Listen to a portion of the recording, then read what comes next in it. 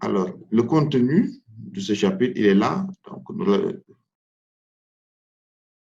voilà, il est là, le contenu. On va revenir sur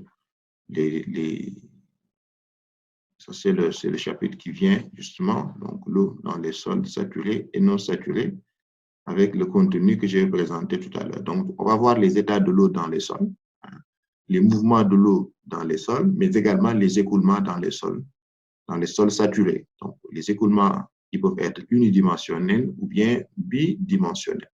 Donc, voilà globalement le contenu donc, du cours que nous allons voir ensemble et on va essayer peut-être de le développer en deux parties. Dans cette première partie, effectivement, nous reviendrons sur les états de l'eau dans le sol, les mouvements de l'eau, nous reviendrons sur certaines propriétés physiques, hein, certains paramètres d'écoulement des eaux dans les sols. Et après, on va terminer par les écoulements unidimensionnels et bidimensionnels pour voir essentiellement ce qu'on appelle les réseaux d'écoulement. Alors, en introduction, je vais vous montrer ici le schéma d'un terrain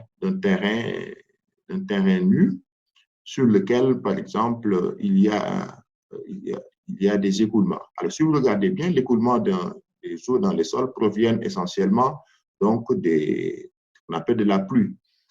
Avec la pluie, vous avez donc, comme vous le voyez ici, les eaux qui s'infiltrent à travers les différentes couches donc, du sol. Et à la fin, on peut définir cette eau comme étant donc de l'eau gravitaire qui provient essentiellement donc de la pluie. Cette eau va s'accumuler dans les couches donc, du sol. Cette eau va s'accumuler dans les couches du sol. Et après cela, on peut voir plusieurs parties, plusieurs zones dans le sol en fonction de la quantité d'eau, en fonction de la nature donc des eaux qui sont dans cette partie-là. C'est pourquoi on parle donc de l'eau libre. Donc, vous retrouvez ici au fond, donc si vous regardez bien vers le fond, vous trouvez de l'eau libre. Donc cette eau-là, c'est une eau qui circule librement sous l'effet de la pesanteur. Hein? On l'appelle on l'appelle le liquide newtonien ici, qui circule librement dans les pores du sol sous l'effet donc de son propre poids, sous l'effet de la pesanteur. Et en ce moment, ça définit justement donc cette zone qu'on appelle la nappe phréatique. Donc, dans une nappe phréatique, en réalité, vous avez de l'eau libre qui circule librement ici. On l'appelle aussi la zone saturée, parce que c'est une zone entièrement saturée où l'eau est là en train de circuler, donc librement. Alors, au-dessus de cette zone, vous avez une autre zone où l'eau est retenue par des forces capillaires. Si vous regardez ici, ce n'est pas une zone saturée. L'eau est retenue ici, l'eau est retenue dans cette zone-là par les forces capillaires, par les forces de tension superficielle. Alors, c'est de l'eau libre, pendiculaire également. Cette frange, on l'appelle la frange capillaire. Alors, au-dessus de cette frange capillaire, vous pouvez avoir de l'eau qu'on appelle de l'eau adsorbée. Alors, cette eau, elle est très fortement liée au grain du sol, par des forces donc d'absorption, des liaisons que vous retrouvez donc entre l'eau et les grains du sol. Donc, c'est une eau qui est très difficile à enlever. Pourquoi? Parce qu'elle est fortement liée au grain du sol. Donc, en ce moment, ces deux zones-là, vous voyez bien, c'est des zones non saturées. On l'appelle donc la zone non saturée. Pourquoi? Parce qu'il y a des forces. Vous voyez que voilà, tous les pores ne sont pas remplis par de l'eau. Donc, c'est une zone qui est non saturée. Mais dans cette zone non saturée, vous pouvez avoir la frange capillaire. Et la frange capillaire constituée de l'eau capillaire et la frange adsorbée constituée par donc de l'eau adsorbée. Donc globalement, quand vous entrez donc quand vous venez sur un terrain, donc vous devez faire des travaux sur ce terrain-là. Il faut savoir que voilà, l'eau peut présenter plusieurs formes dans cette zone-là. Vous pouvez tomber dans cette partie-là non saturée, mais vous pouvez également vous retrouver dans cette partie saturée. Alors, cette partie saturée peut se trouver même à la surface. En ce moment, la nappe phréatique, elle affleure à la la surface. Elle peut se trouver à une profondeur beaucoup plus, disons, plus ou moins élevée, comme elle peut se trouver elle peut se trouver vers des profondeurs extrêmement élevées, ou bien même être absente. Donc, de toute façon, l'ingénieur qui vient sur un terrain, donc avant de construire, il doit connaître la situation hydrologique donc du terrain pour pouvoir prendre en compte ces effets de l'écoulement. Parce que, on le dit ici parce que la présence de l'eau a des effets, a des conséquences sur les futurs travaux, sur les futures infrastructures qu'on va construire donc, sur ce terrain-là. Alors, donc, là, donc, pour résumer, hein, l'eau peut se présenter donc sous différentes formes. Voilà, il y a ce qu'on appelle l'eau. Ce qu'on appelle l'eau de composition, c'est l'eau chimique. Alors, je n'ai pas parlé de l'eau qui entre dans la composition chimique des minéraux, des grains qui constituent le sol. Évidemment, quand il s'agit des minéraux argileux, vous voyez que l'eau entre même dans la composition. Hein. Ça, cette eau, elle est liée chimiquement. C'est une liaison chimique qui les tient. Donc, on l'appelle l'eau de composition. Donc, il y a aussi l'eau semi-solide, qui est de l'eau adsorbée, c'est ce qu'on a parlé tout à l'heure.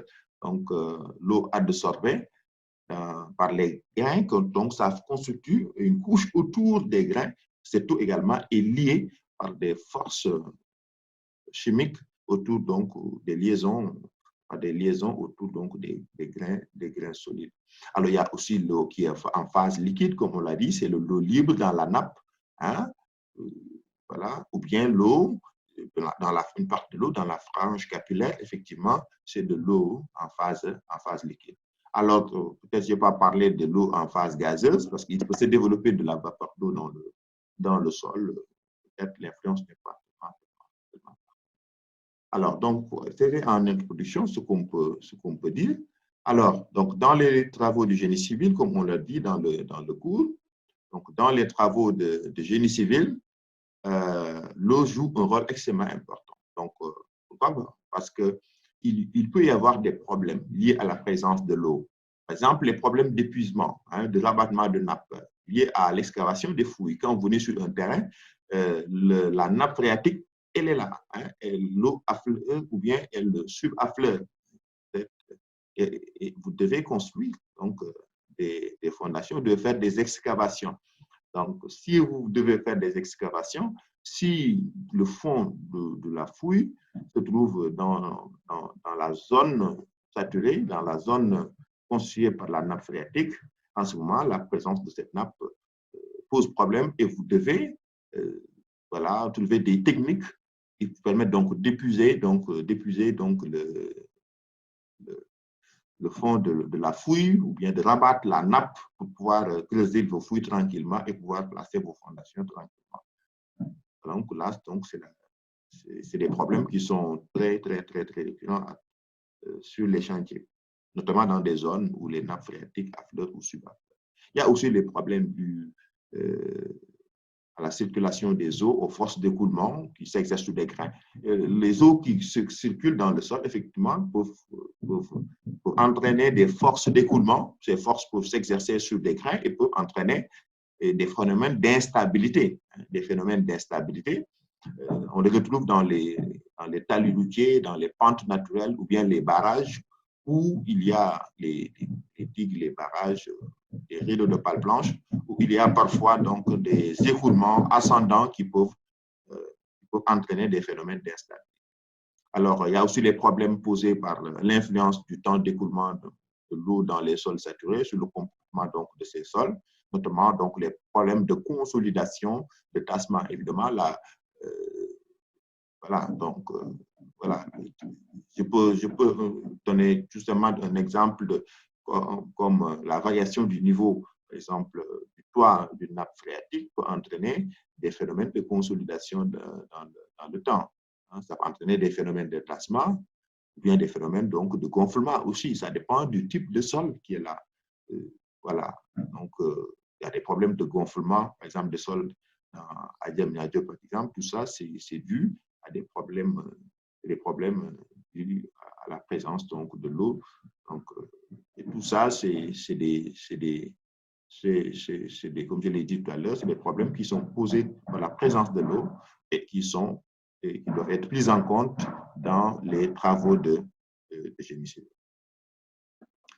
Alors, maintenant, on va tout simplement revenir un peu sur les notions de base. Alors, les écoulements, pour me résumer, les écoulements d'eau dans les sols peuvent être des écoulements permanents ou bien transitoires. Alors, nous, ici, on va parler essentiellement des écoulements permanents. Alors, l'écoulement peut être unidimensionnel, bidimensionnel ou tridimensionnel. Alors, nous, on va se focaliser dans ce cours sur les écoulements unidimensionnels et bidimensionnels. On va dire pourquoi tout à l'heure. Alors, donc, on va étudier les écoulements permanents, ensuite les écoulements unidimensionnels et bidimensionnels. Alors, qu'est-ce qu'un écoulement permanent? Alors, on appelle écoulement permanent lorsque tous les paramètres de l'écoulement, tous les paramètres de l'écoulement, voilà, je vais prendre les paramètres qu'on va prendre tout à l'heure, qui sont des paramètres, les paramètres les plus utilisés. Donc, tous ces paramètres, tels que la pression, tels que la vitesse, ces paramètres sont constants dans le temps. C'est des paramètres qui sont constants dans le temps. Lorsque les paramètres de l'écoulement sont constants dans le temps, c'est-à-dire les paramètres sont indépendants du temps, évidemment, on dit que nous sommes en écoulement permanent. Donc, mais quand il y a des variations de vitesse, bien, voilà, de pression, l'écoulement n'est plus permanent en ce moment. Cela ne nous concerne pas. L'écoulement peut être aussi unidimensionnel. C'est qu'un écoulement unidimensionnel, tous les paramètres tels que pression, vitesse, sont constants dans n'importe quel plan qui est perpendiculaire à la direction de l'écoulement. Alors, bidimensionnel, c'est lorsque les paramètres, tels que la pression et la vitesse, sont constants dans des plans qui sont parallèles. Alors, on va l'illustrer ici pour que ça soit plus clair. Donc, écoulement, voilà un schéma, le schéma donc d'un écoulement unidimensionnel. Donc, le repère, il est là. Vous voyez, ici, la direction de l'écoulement. La direction de l'écoulement est là. Donc, voilà, ça, c'est un repère. Voilà, je vais définir ici. Et voilà, donc, la direction de l'écoulement. Donc, tous les paramètres, la pression ou bien la vitesse, sont des constants, ou bien sont constants dans n'importe quel plan. Regardez ces trois plans-là, P1, P2, P3. C'est des plans qui sont perpendiculaires à la direction de l'écoulement. Donc, au cours de l'écoulement, sur ces plans-là, qui sont des plans perpendiculaires, les paramètres de cet écoulement sont constants. Pourquoi on dit que P de X, Y, Z, P de X, Y, Z est égal à P de X ici. Donc, sur tous les plans, dans n'importe quel plan, quand vous prenez n'importe quel plan qui est perpendiculaire à la direction, vous voyez que sur ce plan-là, donc les paramètres sont constants et nous sommes dans le cas d'un écoulement unidimensionnel. Alors, dans le cas des écoulements bidimensionnels, vous voyez, un exemple d'écoulement bidimensionnel. Donc, regardez le repère qui est là. X est là, par exemple, Y, si vous voulez, Z. Bien, Z, X, Y, ça dépend. Donc, voilà. Prenez n'importe quel repère que vous associez ici. En ce moment, vous avez les paramètres, pression et vitesse, qui sont constants dans des plans parallèles. Regardez ce plan-là, il est là. Ce plan que vous voyez là, ce plan, il est parallèle à ce plan-là. Il est encore parallèle à ce plan-là. Donc, tous les paramètres sont constants dans des plans parallèles. P de X, Y, Z égale P de X, Z. Ces plans-là sont parallèles. Donc, vous voyez que l'écoulement ici, il est bidimensionnel. Donc, vous voyez, l'écoulement, il est bidimensionnel. Ça circule dans ce sens-là, mais aussi ça circule dans l'autre sens-là. Vous voyez ici, les deux sens donc, donc, on est obligé ici donc, de prendre des plans parallèles, donc, évidemment, pour suivre l'évolution de l'écoulement. Et donc, sur ces plans parallèles, les paramètres sont constants. C'est pourquoi on parle d'écoulement bidimensionnel. Alors, donc, vous voyez, le repère Z est là, X est là, Y est là. Donc, voilà donc ces trois plans dont on parle là. Alors, hypothèse et définition fondamentale, on va apprendre un certain nombre de, bien on va réviser un certain nombre de paramètres. Alors, le premier élément qu'on va avoir ici, c'est ce qu'on appelle la condition de continuité. La condition de continuité, avant d'en parler, on va définir les hypothèses. Alors, les hypothèses lors de l'écoulement de l'eau, lors de l'étude de l'écoulement de l'eau dans les sols, il y a trois hypothèses de base. Il y a trois hypothèses de base. Premièrement, c'est que le sol est saturé. Donc, nous sommes dans le cas donc, de la mécanique des sols classiques où on considère que le sol, il est saturé. Deuxième chose, c'est que l'eau et les grains sont incompressibles. Donc, l'eau, on sait que l'eau est relativement incompressible. Les grains sont incompressibles. Donc, on va définir donc cette hypothèse. L'eau et les grains sont incompressibles. De toute façon, l'eau et les grains solides sont incompressibles. Troisième condition, c'est que la phase liquide, elle est continue. La phase liquide, elle est continue. Donc, si on définit ces hypothèses, maintenant, on peut poser la condition de continuité. La condition de continuité, c'est quoi? C'est que quand je définis un volume élémentaire de sol, ici, vous voyez, ici, c'est un volume élémentaire de sol. Ce volume élémentaire de sol, il est constitué, donc, voilà, de sol saturé. Vous vous souvenez, vous voyez, ici, l'hypothèse sol saturé. Donc, cela dit que ce volume élémentaire de sol est constitué par les grains solides et par de l'eau. Donc, un sol solide est constitué essentiellement par des grains solides et de l'eau. Donc, V égale à Vs plus VW. Donc, quand je définis ce volume élémentaire de sol, limité par la surface Est, je veux dire, alors, la condition de continuité veut dire tout simplement que le volume de sol saturé traversé par un écoulement, le volume donc de sol, le volume de sol saturé qui est là, traversé par un écoulement pendant un temps d de t, pendant un temps d de t, prenez un temps d de t, alors le volume d'eau qui sort, qui entre, d de V1, c'est-à-dire le volume d'eau qui entre dans ce sol, n'est-ce pas? Et le volume d'eau d de V2 ici, qui sort donc de l'écoulement, c'est la quantité d'eau qui entre est égale à la quantité d'eau qui sort. Donc, voilà comment on peut le définir donc, de façon simple. Vous voyez que donc, il faut que la condition donc, de sol saturé soit vérifiée ici, la condition d'incompressibilité de l'eau et des grains soit là, et que la condition de continuité de la phase liquide soit présente. Voilà donc les conséquences donc, de cette hypothèse-là. Une fois que ces hypothèses sont vérifiées, cela dit que la quantité d'eau qui entre pendant un laps de temps d de t dans ce volume élémentaire, donc dans ce volume de sol, est égale à la quantité d'eau qui en sort.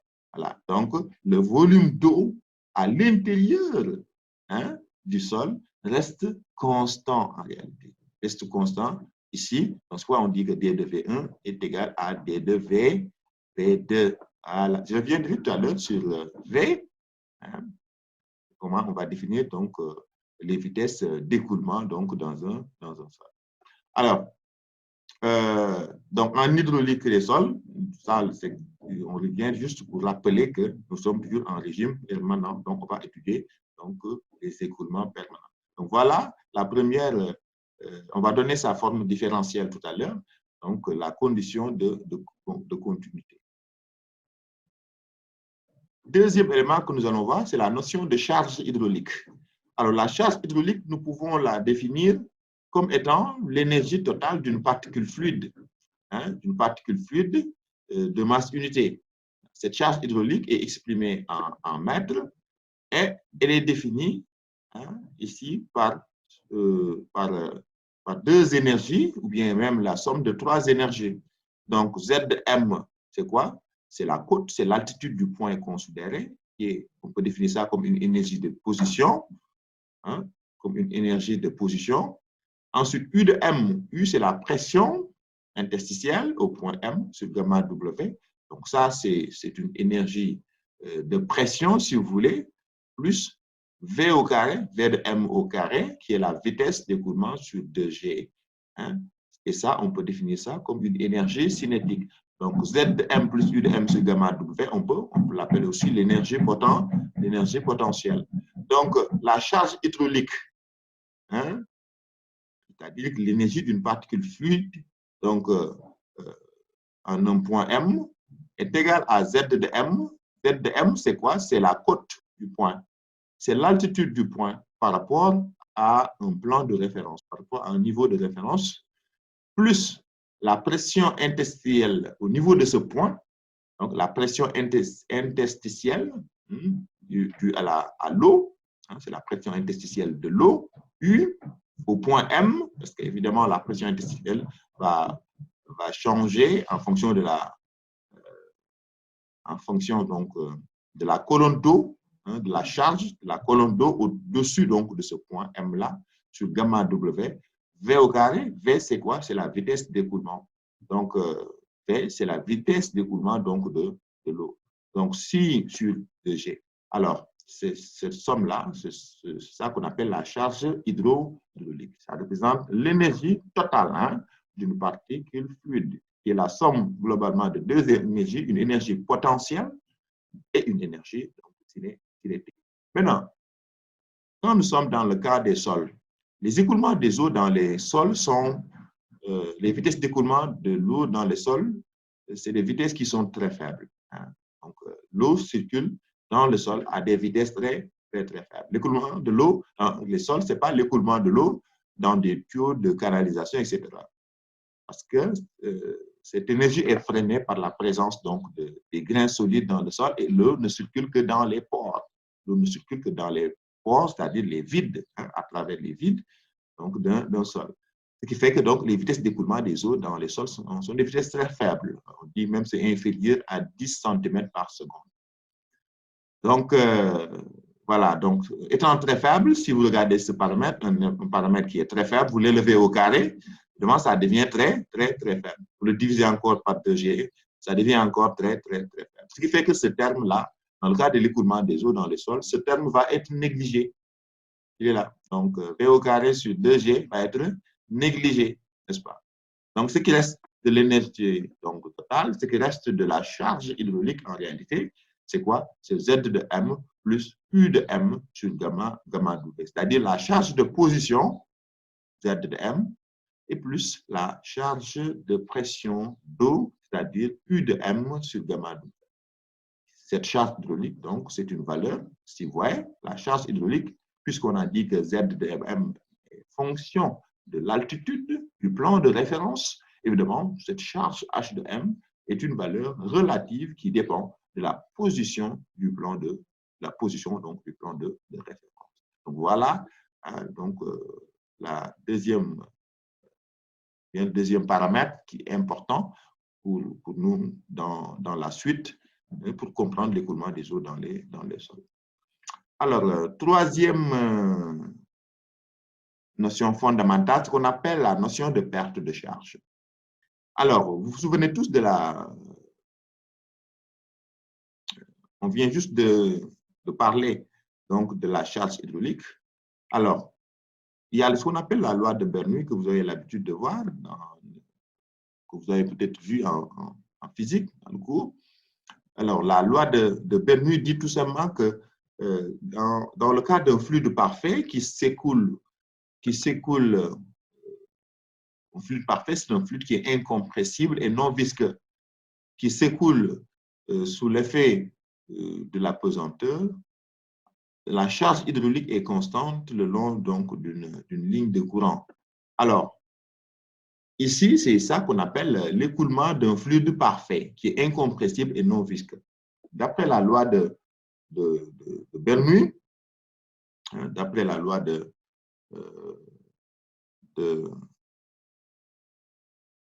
Bernoulli,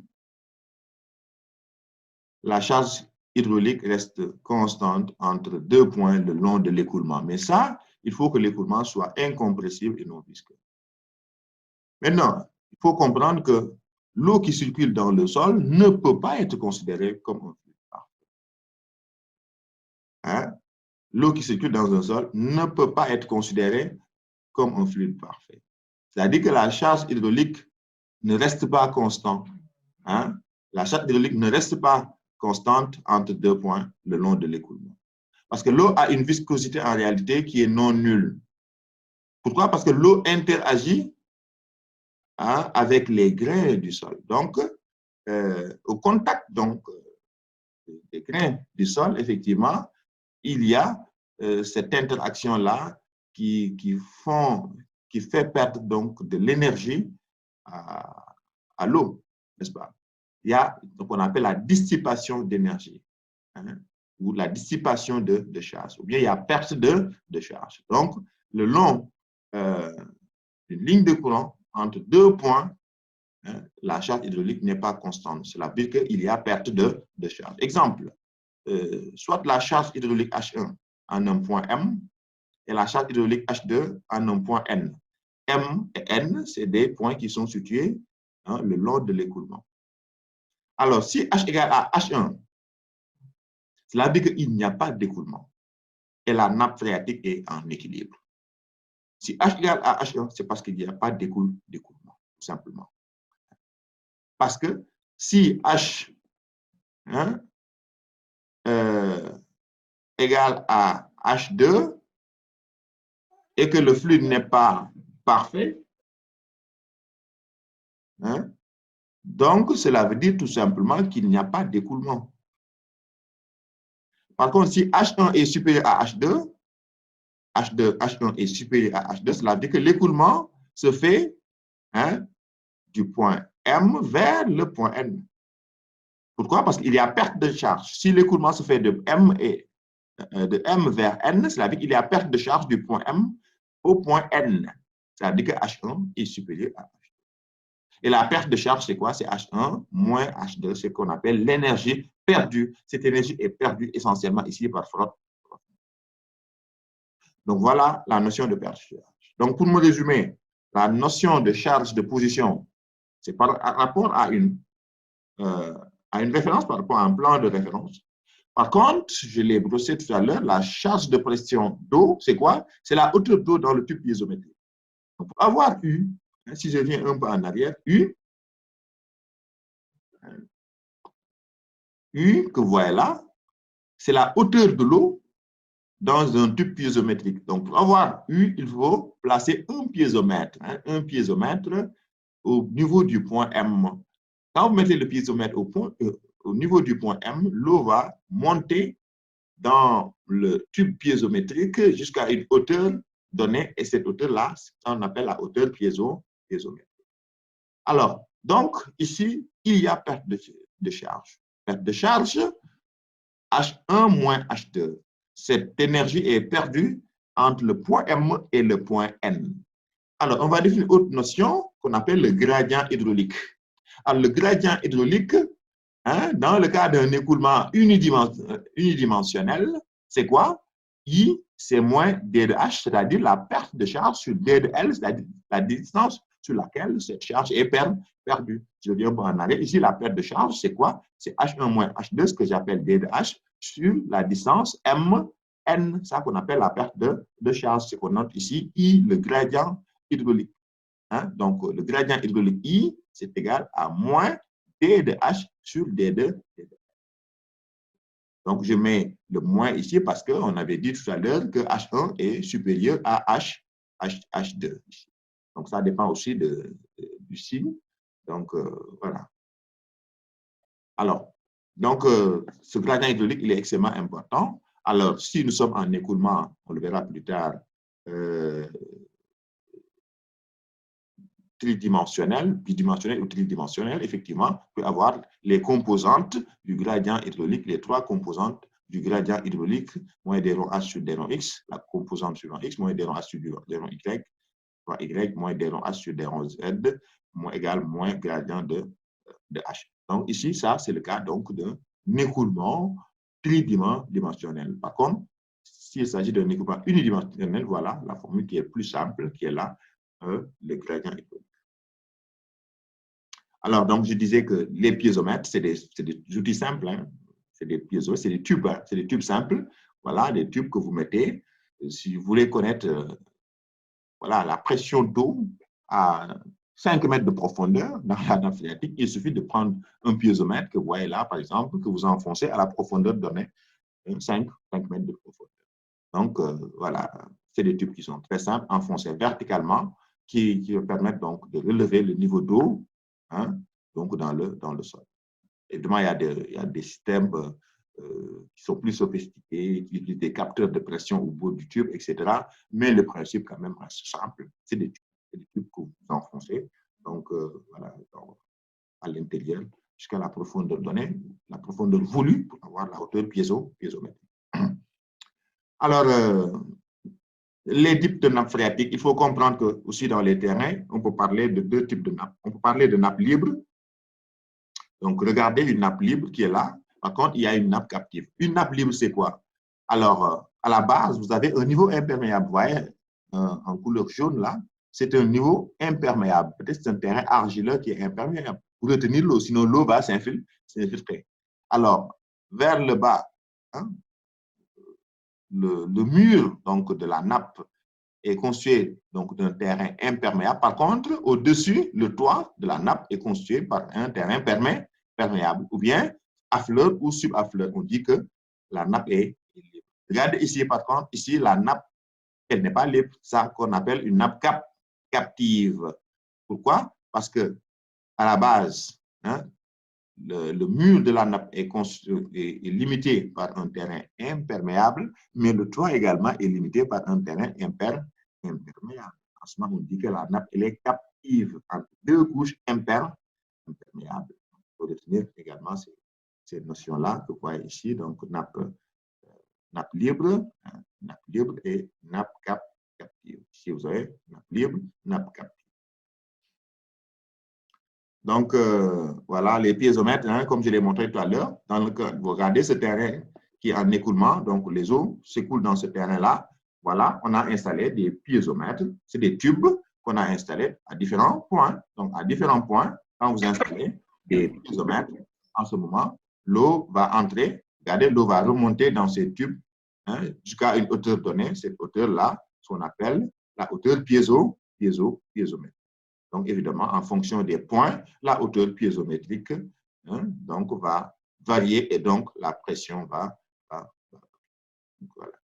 Il y a toujours ici donc, un plan de référence. Alors, dans un terrain où il y a un écoulement, il y a des lignes. On trace parfois un réseau d'écoulement. Les lignes bleues que vous voyez là, c'est des lignes de courant. Comment ça s'appelle? Donc, oui, effectivement, c'est des lignes de courant, c'est des lignes d'écoulement. C'est-à-dire, c'est des trajectoires. Hein, par exemple, la ligne de courant ici, c'est la trajectoire d'une particule fluide. Donc, l'écoulement a lieu dans ce sens-là, par exemple. Voilà, l'écoulement a lieu dans ce sens-là. La trajectoire d'une particule fluide, ce qu'on appelle des lignes de courant. Ici, j'ai une ligne de courant, une autre ligne de courant, une autre ligne de courant, une autre ligne de courant. Donc, ça qu'on appelle des lignes de courant. Alors, l'espace entre deux lignes de courant consécutives, on l'appelle d'habitude un tube de courant. Donc, ça, on voit un tube de courant, c'est l'espace entre deux lignes de courant consécutives. Donc, voici un tube de courant, voici un autre tube de courant. Ici, j'ai trois tubes de courant. Par contre, en rouge, vous voyez ici, on les appelle des lignes équipotentielles. Les lignes équipotentielles, c'est des lignes sur lesquelles la charge hydraulique elle est constante. C'est des lignes sur lesquelles des lignes d'égale charge hydraulique. Si vous voyez ici, c'est des lignes qui sont perpendiculaires aux lignes de courant. Et sur ces lignes équipotentielles, évidemment, la charge hydraulique elle est constante. L'intervalle entre deux lignes équipotentielles, on l'appelle intervalle équipotentiel. Ça, c'est des intervalles équipotentiels. Les lignes que vous voyez, c'est des lignes, équipotentielles.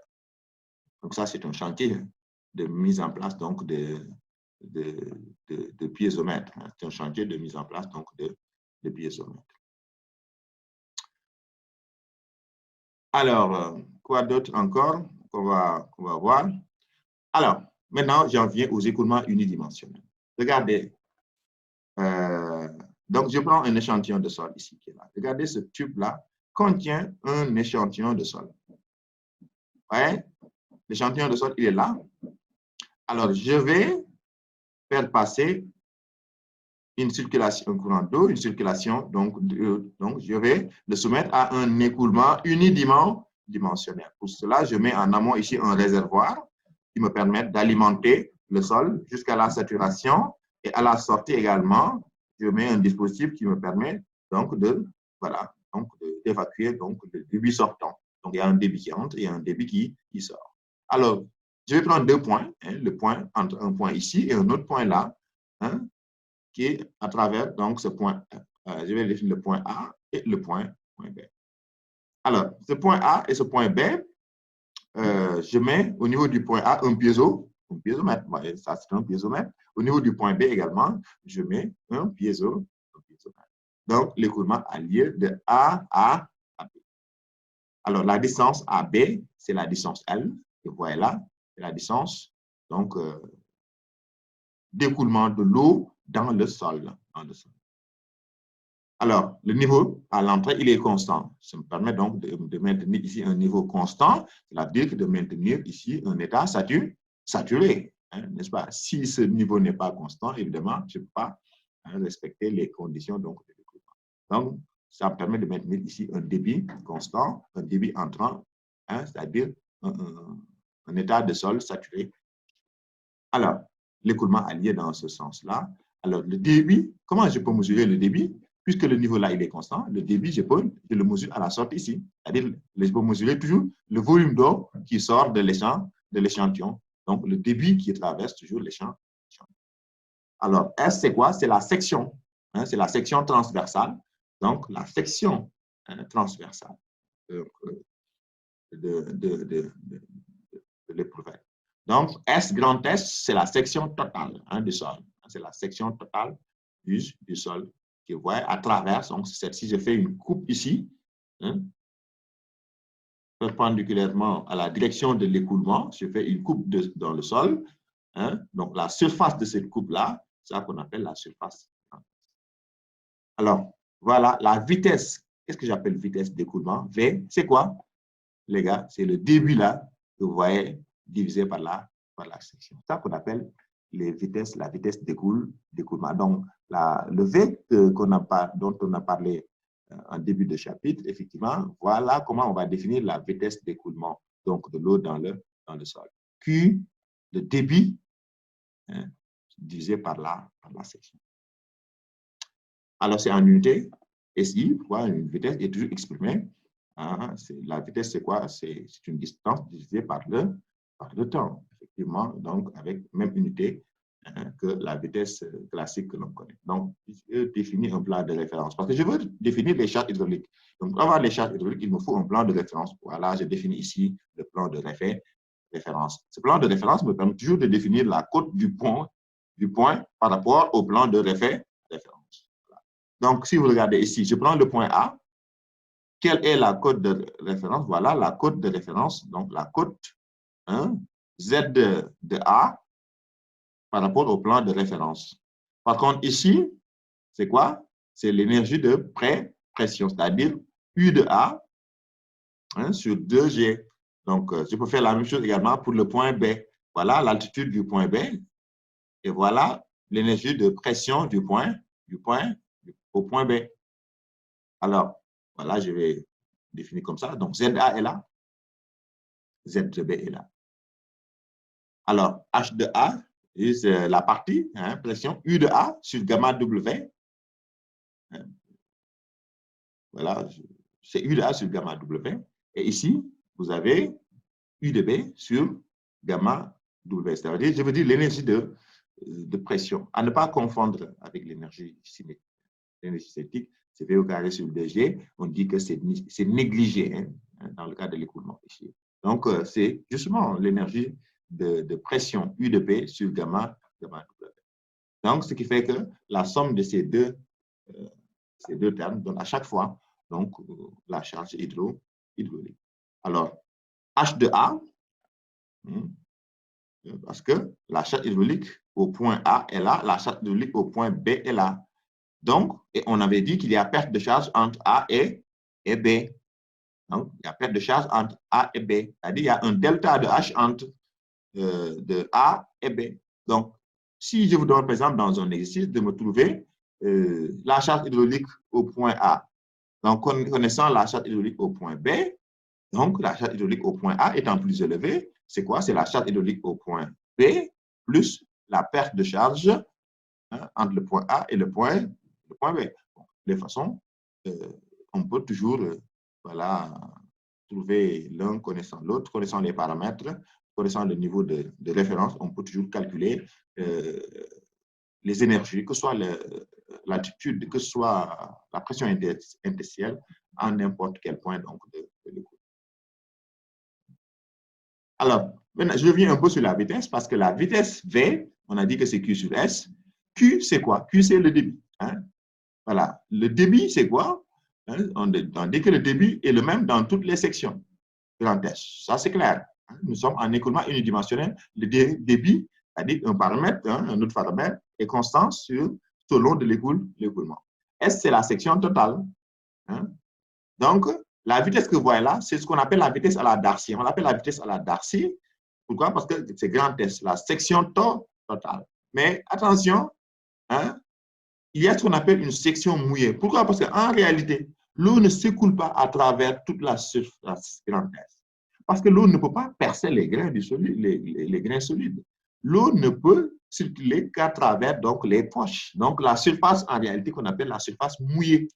Donc, on peut définir ici une petite section, petit S qu'on appelle la surface mouillée. Donc, grand S et petit S sont en section transversale, sont perpendiculaires. Hein, c'est les surfaces qui sont perpendiculaires à la direction de l'écoulement, qu'on appelle au filet fluide. Alors, donc, la vitesse vraie, on peut définir la vitesse vraie également, qui est égale à V, petit v. Regardez, ici, c'était grand V. Là, c'est petit v. C'est toujours le débit qui ne change pas, mais que je divise par la petite section, c'est-à-dire la section qui est mouillée. Donc, ici, c'est petit v, qui est la vitesse vraie, à ne pas confondre avec grand V, la vitesse de Darcy, qui est égale ici au Q. Q et Q, c'est la même chose, c'est le même débit, mais ici, je divise par la petite section, c'est-à-dire je divise par la section mouillée, alors que là, c'était la grande section, la surface, la section totale. Là, c'est la section mouillée. Et en ce moment, je définis ce qu'on appelle la vitesse à la Darcy. Donc, grand V, en réalité, la vitesse de Darcy hein, est inférieure à la vitesse vraie qui est là.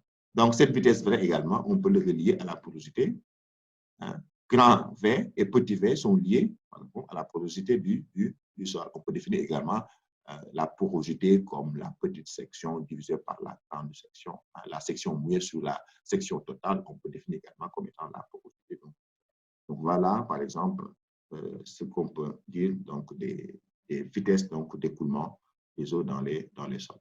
Alors, la loi de Darcy maintenant. Hein, la loi de Darcy. Alors, que dit la loi de Darcy? La loi de Darcy dit tout simplement que dans le cas de cet écoulement, le débit d'écoulement, le débit, c'est la quantité d'eau qui traverse la section pendant un temps donné. N'est-ce pas? Alors, ce débit est proportionnel à la section. Alors, ici, je mets grand A, mais grand A, hein, c'est grand S. Hein. Parfois aussi, je change de notation pour permettre de passer, de ne pas se focaliser trop sur les sections, sur les notations, parce que c'est des notations qui peuvent changer. Par exemple, ici, la section A, la grande section, la grande surface que j'avais définie précédemment comme étant grand S, ici, je l'appelle grand A. Donc, c'est la même chose. Donc, il dit que le débit d'écoulement est proportionnel à la section, aussi à la perte de charge, delta de H, mais également inversement proportionnel à quoi? À la distance, hein, à la distance à delta de L. Ça qu'on appelle la loi de Darcy. Alors, qui dit proportionnalité va parler de coefficient de proportionnalité. Voilà K qu'on appelle le coefficient de proportionnalité, qui est en réalité un coefficient de perméabilité. K, c'est le coefficient de perméabilité du sol, ou bien on l'appelle également, dans un langage plus anglo-saxon, donc la conductivité hydraulique. Donc, regardez delta de H sur delta de L, on l'avait appelé tout à l'heure I, c'est-à-dire le gradient hydraulique. Donc, je peux dire que Q est égal à K fois A fois I. Donc, voilà, cette équation-là peut s'écrire comme ça. Q égale à K fois A fois I, I étant le gradient hydraulique, delta de H sur delta de L. Alors, si je mets Q sur A, si je prends le A, je divise par exemple Q sur A ici, le A, il disparaît là, dans ce terme-là. Q sur A, c'était quoi? Tout à l'heure, c'était tout simplement la vitesse V. Donc, si je fais ça, donc, je transforme l'équation, je dis que V est égal à K fois I. Donc, la loi de Darcy veut dire tout simplement que la vitesse d'écoulement est proportionnelle au gradient hydraulique. Vous avez ici un paramètre important qu'on appelle le coefficient de perméabilité. Donc, I est là, le gradient hydraulique. V, c'est la vitesse donc, de Darcy ou bien la vitesse superficielle.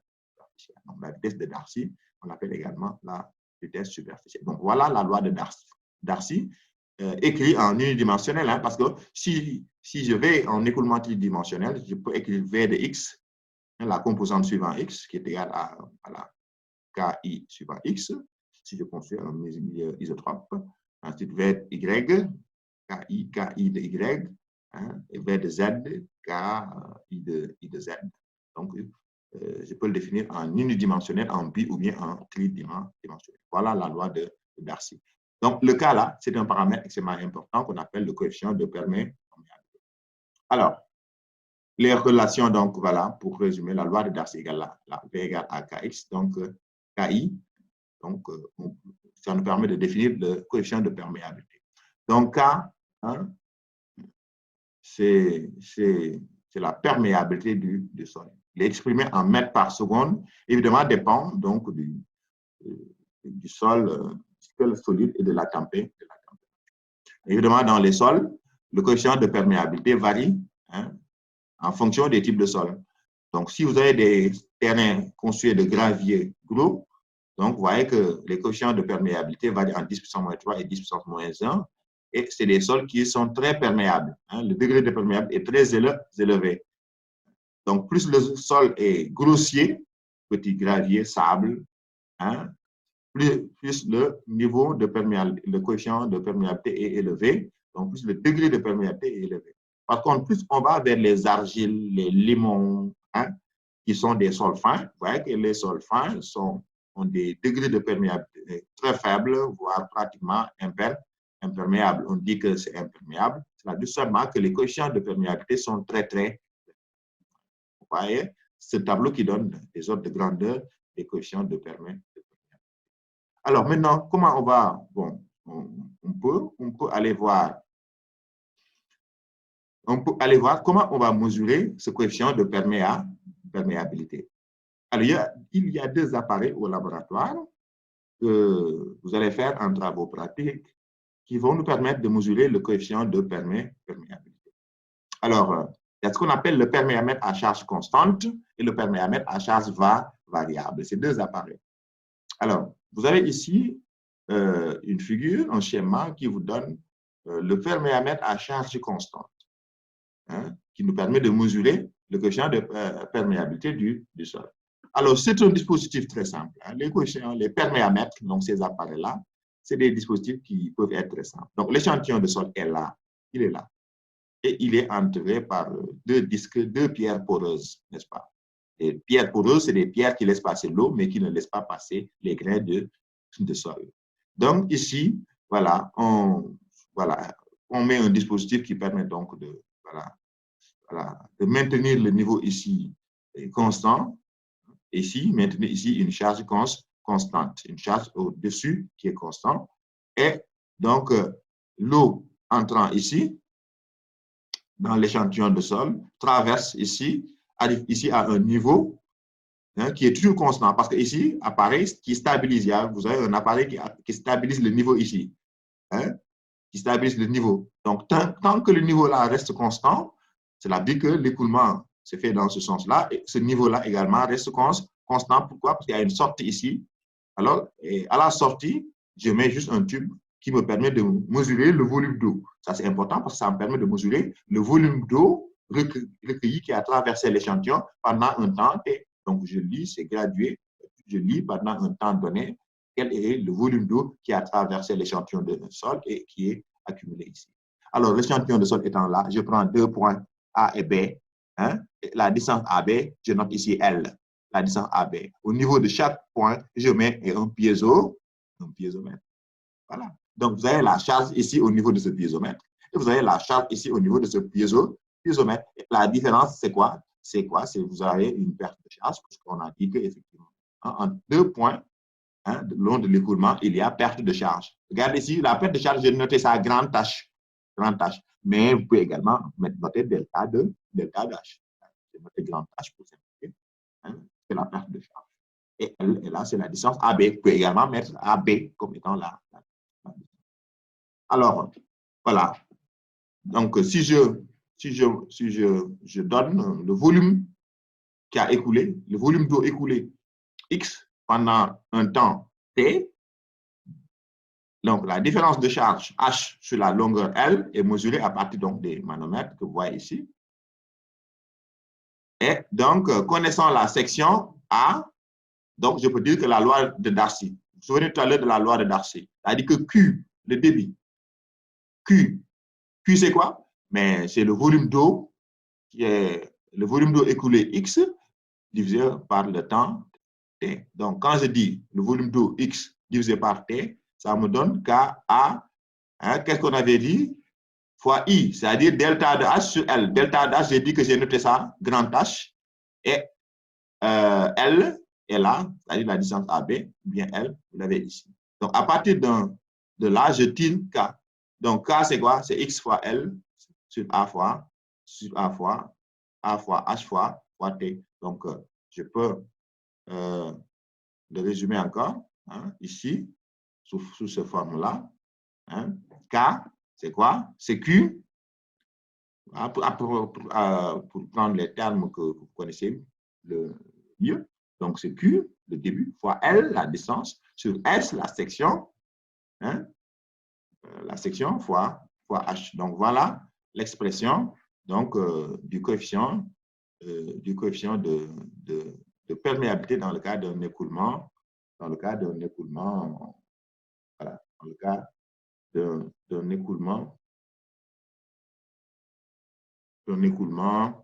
le cas d'un perméamètre à charge constante, je veux dire.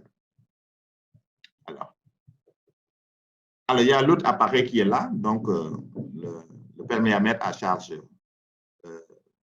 variable, que vous voyez ici. Donc, alors là, le niveau, il est variable. L'échantillon de sol est là, entouré toujours par 2 pierres poreuses. Mais au-dessus, vous avez donc un tube, un piézomètre, tout simplement, avec une surface petit a, une section petit a.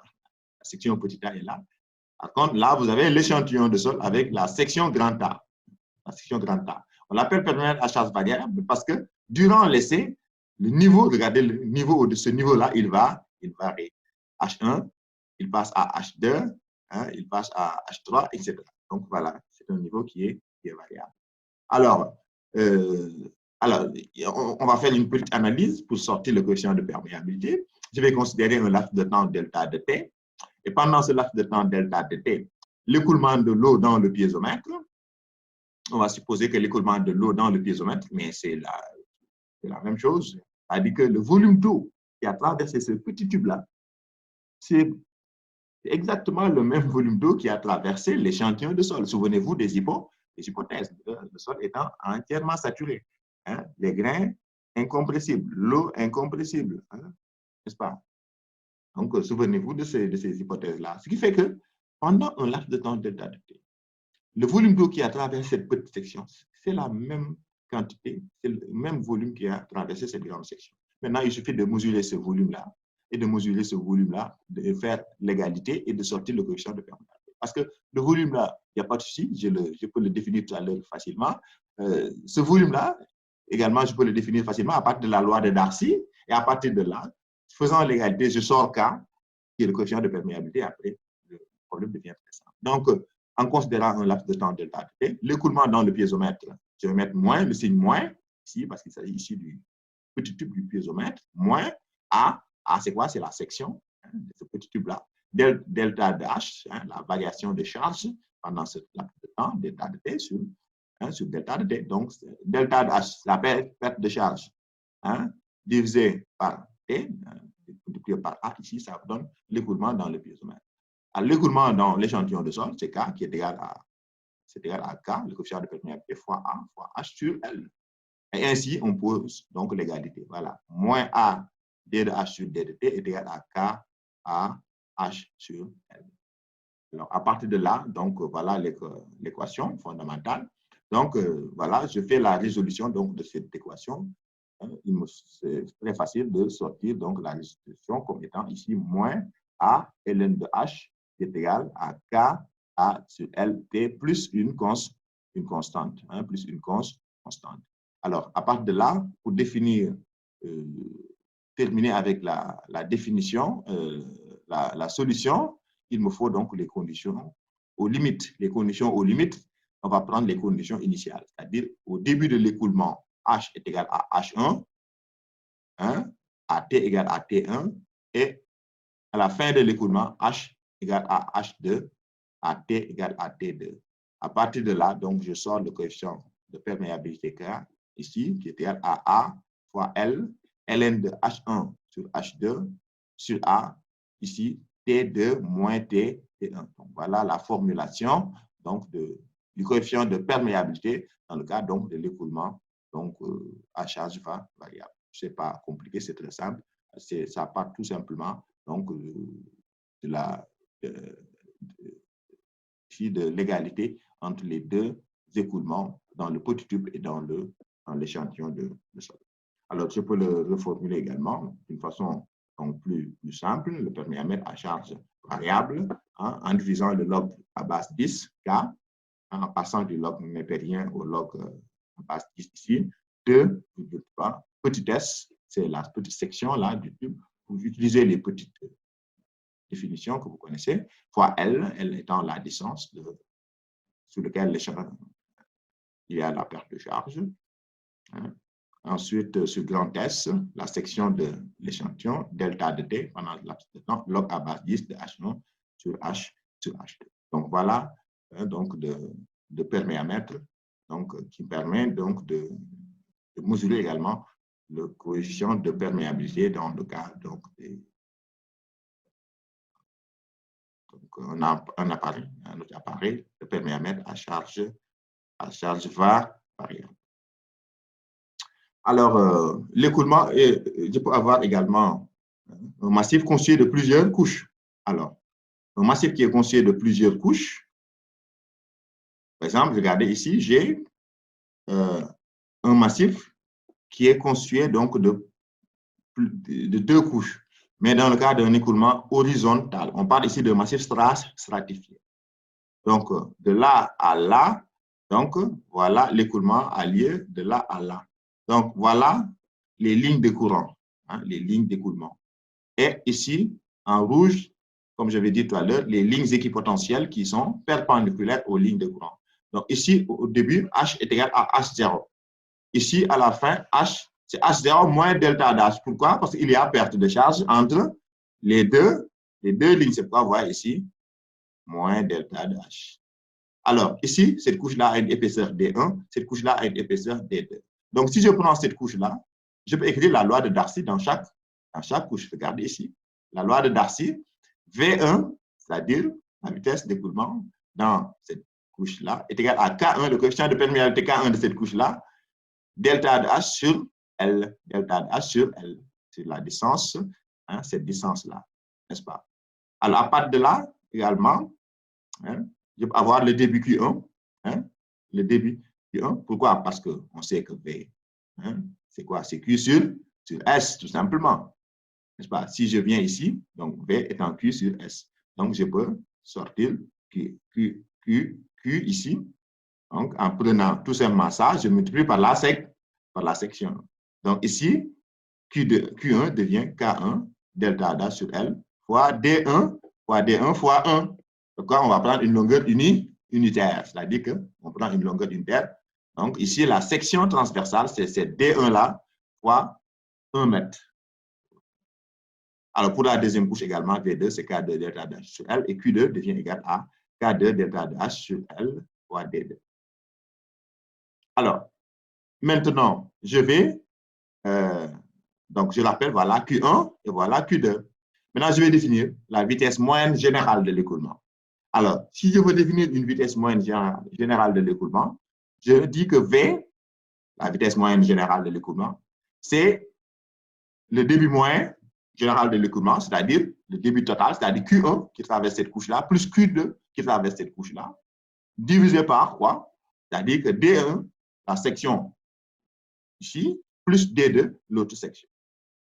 Alors, cette vitesse générale-là, je peux dire que c'est KH, c'est-à-dire le coefficient de perméabilité horizontale globale de l'écoulement, hein, multiplié par delta de H, la perte de charge globale, qui est la même ici, divisé par L.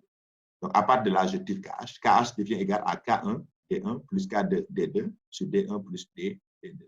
C'est-à-dire que quand vous aviez N couches, hein, si vous avez N couches, le coefficient de perméabilité horizontale, dans le cas d'un écoulement horizontal, c'est K1 plus D1 plus K2 plus D2 plus K2 D2 plus Kn Dn sur D1 plus sur sigma Di. On peut dire que c'est sigma Ki Di, n'est-ce pas, sur sigma Di.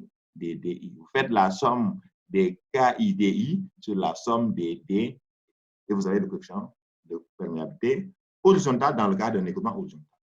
Maintenant, s'il s'agit d'un écoulement vertical, regardez ici, l'écoulement a lieu dans ce sens-là. C'est deux couches que vous voyez ici.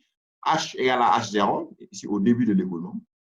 H égale à H0 moins delta de H1, puisqu'il y a perte de charge, ici.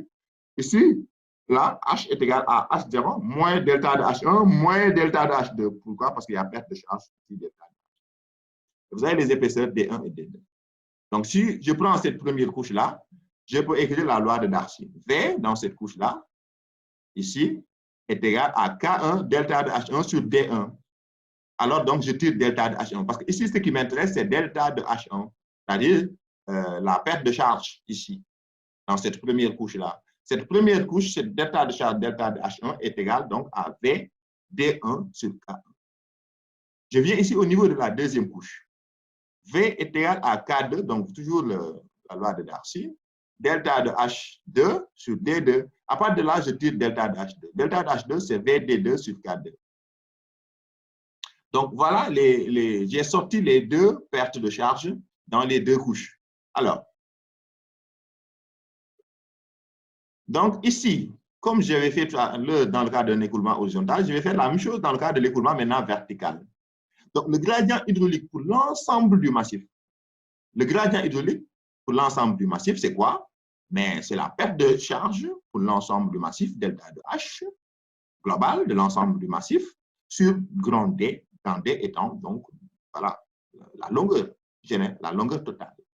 Maintenant, puisque l'écoulement a lieu effectivement dans ce sens-là, comme on l'a vu précédemment, la perte de charge globale entre le début et la fin, c'est quoi? C'est la somme des pertes de charge, c'est delta de H1 plus delta de H2, n'est-ce pas? Et la somme, c'est D1, la longueur totale sur laquelle donc, cette charge est perdue, c'est D1 plus D2, hein? Attention, il est là, c'est de là à là.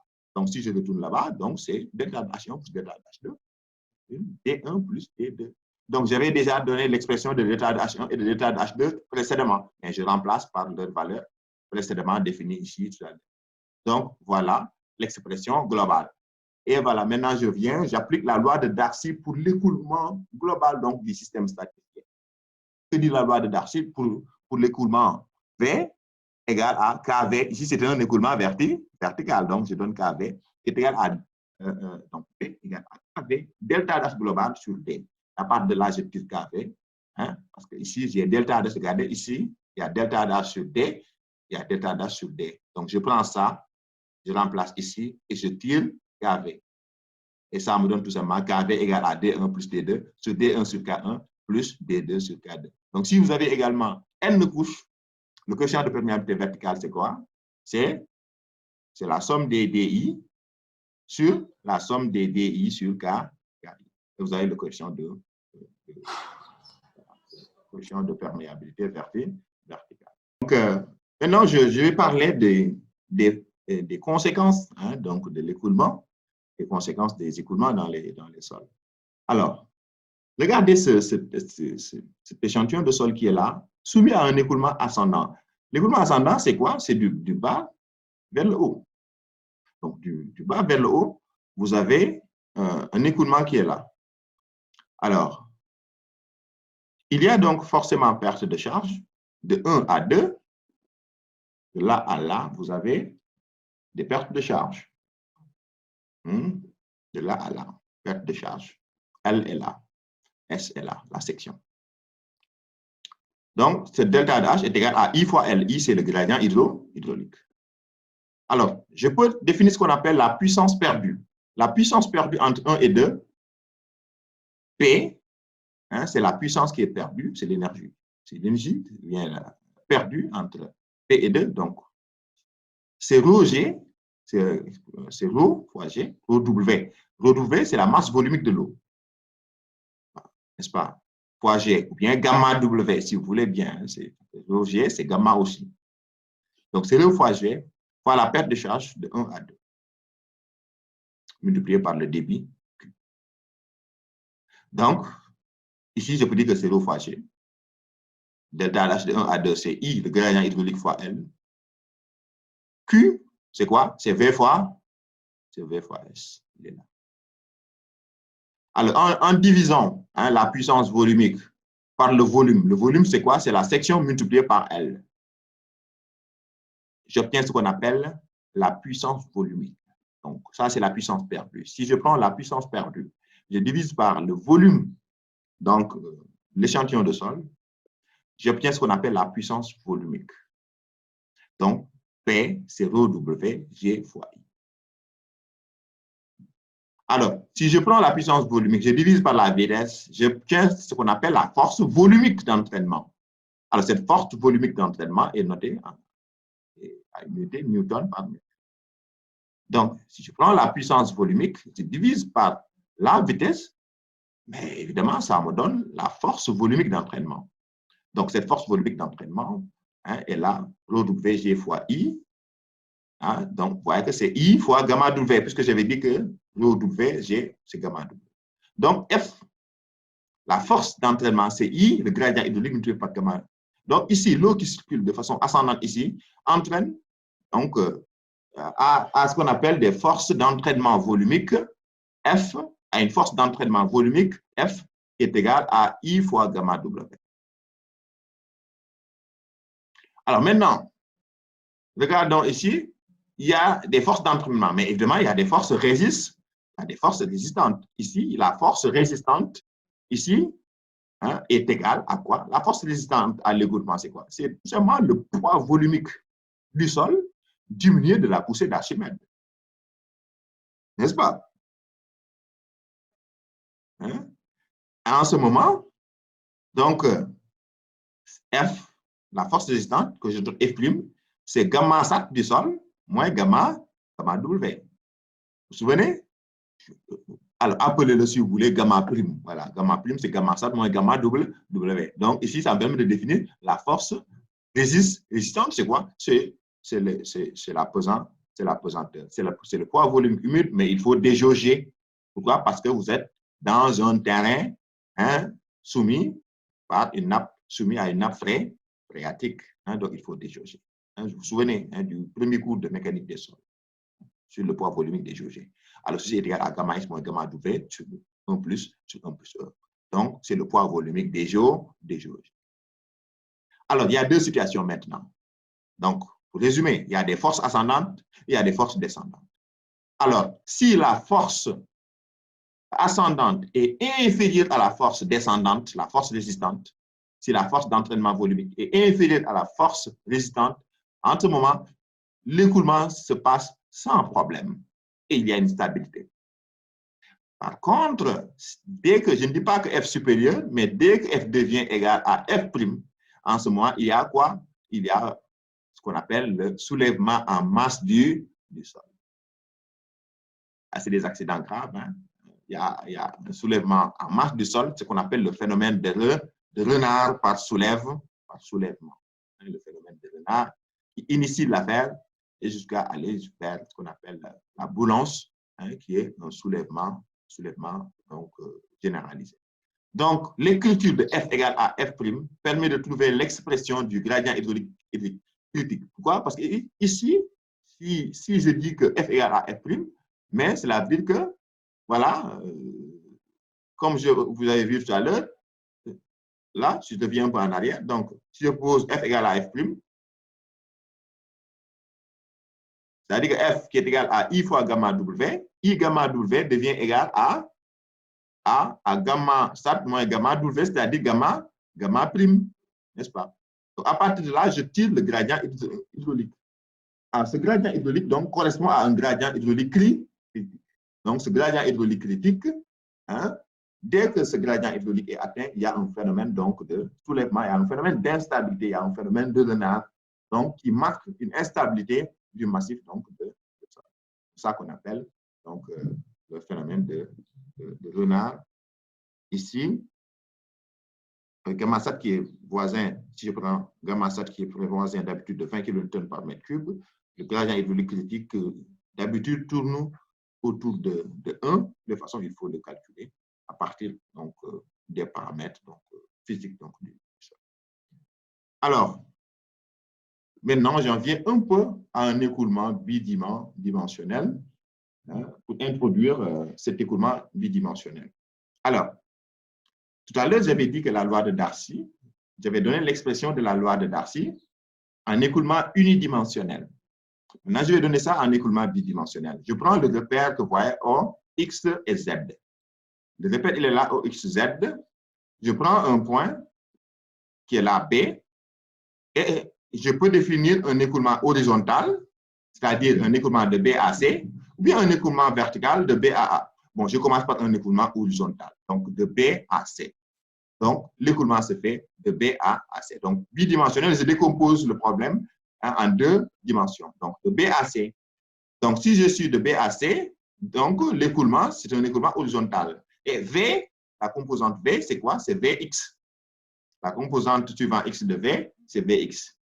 Et K, ici, il s'agit là, ici, d'un coefficient de perméabilité horizontal.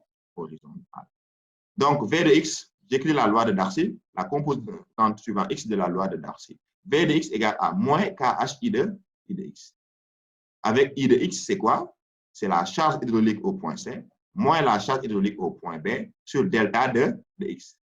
Et V de X, donc, hein, je donne son écriture différentielle, c'est moins KH d rond H sur d rond X. Donc, pourquoi? Parce que c'est moins KH. Avec I de X, c'est quoi? I de X, c'est quoi? C'est d rond H, hein, parce que si je mets H au moins C, moins H au point B, mais c'est en écriture différentielle. Ici, d rond H, et ici, delta de X, ici, d rond X. Donc, voilà l'expression de la loi de Darcy suivant X. Évidemment, je peux faire la même chose suivant Z. Donc, en ce moment, V de Z égale à moins KV, parce que ici, maintenant, il s'agit d'un écoulement vertical. Écoulement bien vertical. I de Z. I de Z, c'est la composante suivant Z du gradient hydraulique. La composante suivant Z du gradient hydraulique, c'est quoi? C'est H de A moins H de B sur la distance là, delta de Z. En écriture différentielle, c'est d rond H sur d rond Z. Donc, la composante suivant Z de la loi de Darcy, c'est quoi? Moins KV d rond H sur d rond Z. Alors, cet écoulement bidimensionnel, d'habitude, c'est le cas, par exemple, des écoulements, hein, réels sur des terrains comme le cas de l'écoulement sous un barrage, par exemple. Ça, c'est une digue, hein, par exemple. Une digue. Vous voyez, ces ouvrages. J'aurais pris également un rideau de pale blanche. En quoi, c'est des ouvrages en terre ou bien en pale blanche qu'on construise ici, hein, qu'on construise là pour retenir de l'eau en partie amont et peut-être pour pouvoir faire des aménagements ici en partie aval. Donc, la digue ou bien le barrage son rôle ici, c'est de pouvoir retenir l'eau ici dans la partie amont.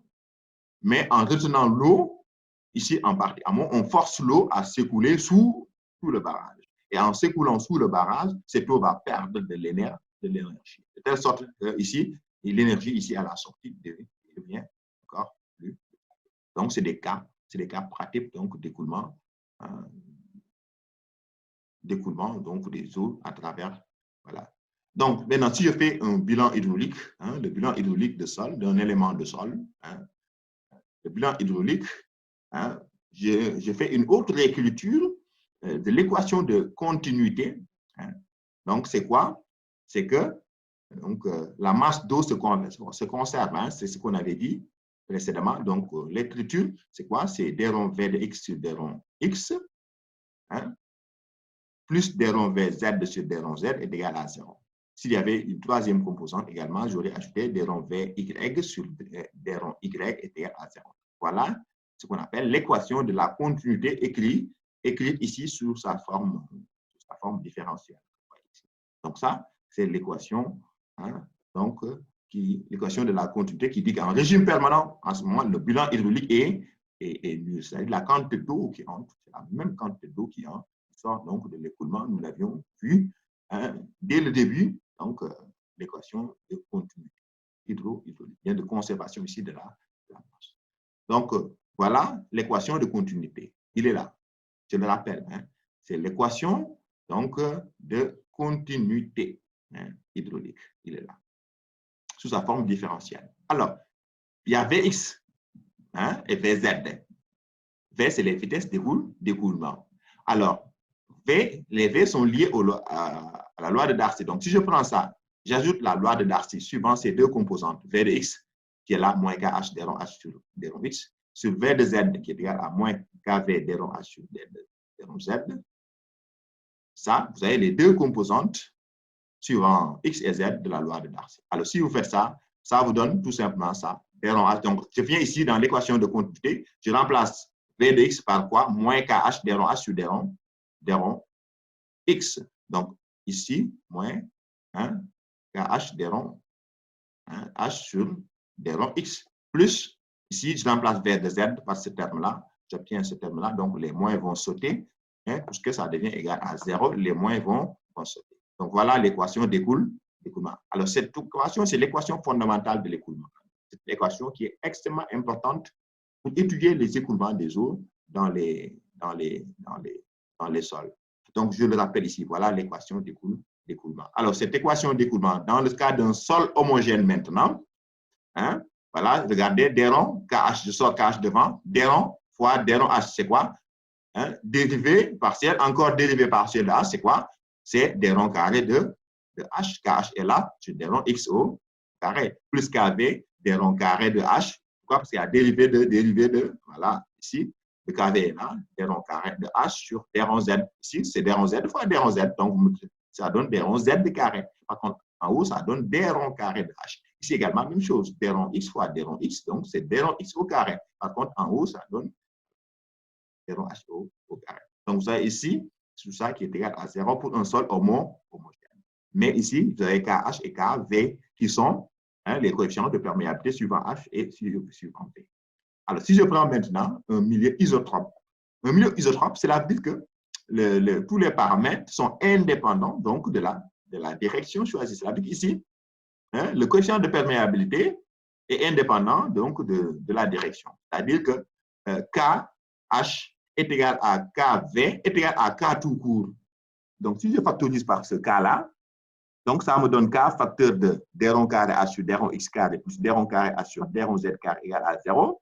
K ne